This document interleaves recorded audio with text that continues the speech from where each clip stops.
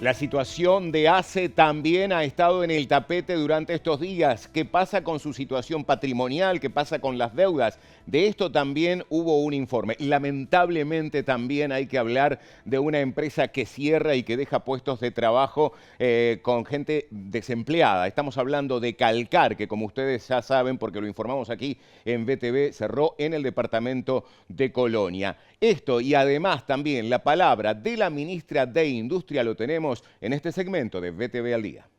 El panorama que nos encontramos en ACE es un panorama, bueno, un poquito complicado, digamos, desde el punto de vista presupuestal, como es público el tema de la deuda. También tenemos algunas cuestiones asistenciales importantes, ¿no verdad? Como es la problemática de salud mental, la atención a los niños, el problema del primer nivel que a nuestro entender se ha debilitado en este periodo que terminó. Así que son cuestiones en las que le vamos a prestar particular atención. Hemos tenido reuniones sí con el Ministerio de Economía y Finanzas, estamos trabajando, no puedo adelantar mucho más porque estamos empezando a poner a punto los números, hay coincidencias en los números, eso es muy importante, la visión nuestra y la visión del Ministerio de Economía y Finanzas. Así que bueno, estamos empezando a planificar cómo gestionar la deuda. Se hablaba de una deuda de unos 280 millones. La deuda bruta es de 280 millones de dólares, efectivamente. Eso ya lo anunció el MEF en la Comisión de Hacienda y es un número con el que coincidimos.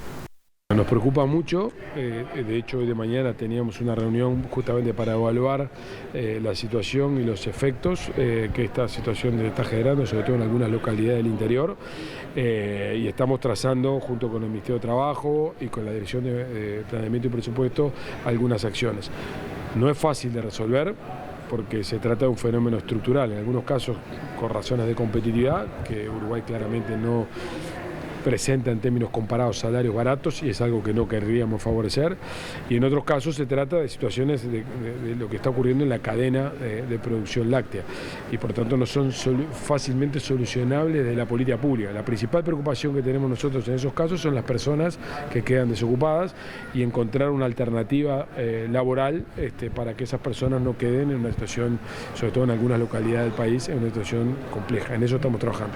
La ministra de Industria, Fernanda Cardona, compareció ante el Parlamento y aseguró que en la transición faltó información sobre la situación de las industrias manufactureras. Nos llamó muchísimo la atención la falta de información que tuvimos en transición. Nosotros hicimos 80 preguntas en transición, de las cuales muchas fueron respondidas, pero hubo una donde específicamente preguntamos si existían situaciones que entendían de relevancia el gobierno saliente para que consideráramos cuando el gabinete entrante y cuando esta ministra entrara en competencia, en tareas, y nunca se nos mencionó ni la realidad cárnica ni la realidad de autopartes, que era la quinta empresa que cerraba en el quinquenio, y tuvimos un solo renglón que tenía que ver con la parte de Calcar, que nos decía que había que revalorizar la situación de esa industria. Es el único renglón que tuvimos en ese informe. Por lo tanto, una de las cuestiones que hicimos fue comentar esto a la Comisión de Industria, decirles que en este momento estamos relevando la información general, intentando además tener un diagnóstico que no tuvimos en ese momento y que es competencia y obligación ahora de este ministerio tener con los equipos técnicos, por supuesto, y también comentar cuál ha sido el trabajo absolutamente personal, articulado desde hace por lo menos una semana, que estamos con trabajo todos los días con el Ministerio de Trabajo y Seguridad Social, con el Ministerio de Ganadería, Agricultura y Pesca y con el Ministerio de Economía y Finanzas para seguir la situación de Calcar, y como también supimos llevarla de Yasaki, como también tenemos que tener en cuenta el tema de frigorífico Casablanca, que entre otras cosas lo que hay que contar a la ciudadanía es que tenemos situaciones que son transversales a diferentes frigoríficos, pero que también es verdad que hay situaciones puntuales de algunos, como es el caso de Casablanca, donde la caída absoluta que tuvo en la producción tuvo que ver como una consecuencia de lo que pasó y que es de público conocimiento con Conexión Ganadera. La Universidad de la República manifestó su postura contraria a que se mantenga una oficina de innovación de Uruguay en Jerusalén. Sobre esto, el presidente Yamandú Orsi habló, pero también tuvo la contraparte del actual rector de la Universidad de la República. Han sido muchas las repercusiones sobre este tema. El presidente Yamandu Orsi dijo además que va a analizar la propuesta de Laudelar de cerrar la oficina de la ANI, la Agencia Nacional de Investigación e Innovación en Israel. Toda señal que encamine hacia la paz la voy a instrumentar, afirmó el mandatario. Recuerdo que se planteó en su momento la posibilidad de una articulación entre universidades. Eso no me pareció mal, no me parece mal. Por supuesto, estamos en una situación muy dura, donde lo que queremos es que ese infierno que es la guerra pare, donde no sigan muriendo inocentes ahí en Gaza, como todos lo vemos, y que un día devuelvan a los rehenes. Eso es lo que todos queremos, que la paz se imponga. Entonces, toda señal que encamine hacia la paz, yo la voy a instrumentar. No sé si esto lo logra, yo quiero analizarlo con quienes promovieron esto, con este planteo, que es una sugerencia y un pedido.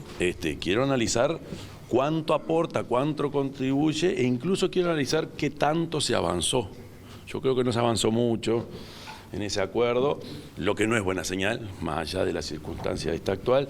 Y quiero analizar también las otras alianzas que tenemos, los otros acuerdos que podamos tener de carácter científico con países de la región, como los países árabes. Recuerdo que algunos de ellos nos plantearon profundizar el intercambio. Entonces, esto es un tema de equilibrios. Lo que nos plantea la universidad es muy medido de la forma como nos lo plantea, y nos sentaremos a conversar. Justamente Monbrú explicó los motivos por los cuales entonces rechazan esta oficina. Vamos a escuchar lo que decía BTV Noticias el rector de la Universidad de la República.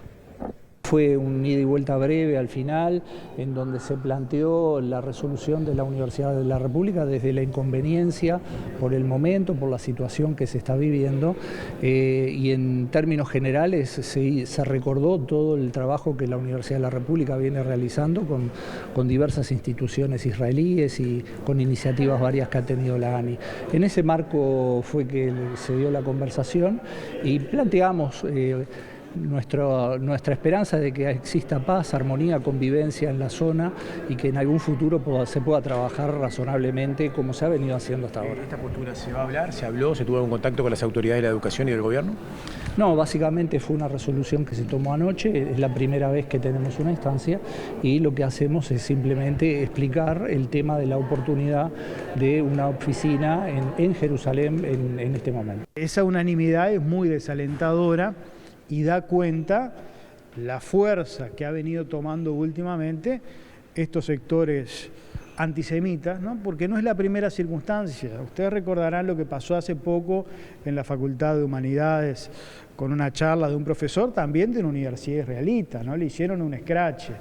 O sea que estamos viendo lamentablemente en la universidad, bueno, un caldo de cultivo de visiones antisemitas, ¿no? Todo lo que es vinculado a Israel, bueno, se condena, ¿no? Se enjuicia. Y eso no pasa, reitero, con otros estados, con otros regímenes, eso sí autoritarios, porque Israel es la única democracia de Medio Oriente, hay que decir eso, y lo que está haciendo es defendiéndose. El Frente Amplio tiene la duda de instalarse en Jerusalén, porque es una ciudad que es la parte medular del conflicto. Hay pocas oficinas internacionales de pocos países en ese país. El problema es que es lo que decía recién.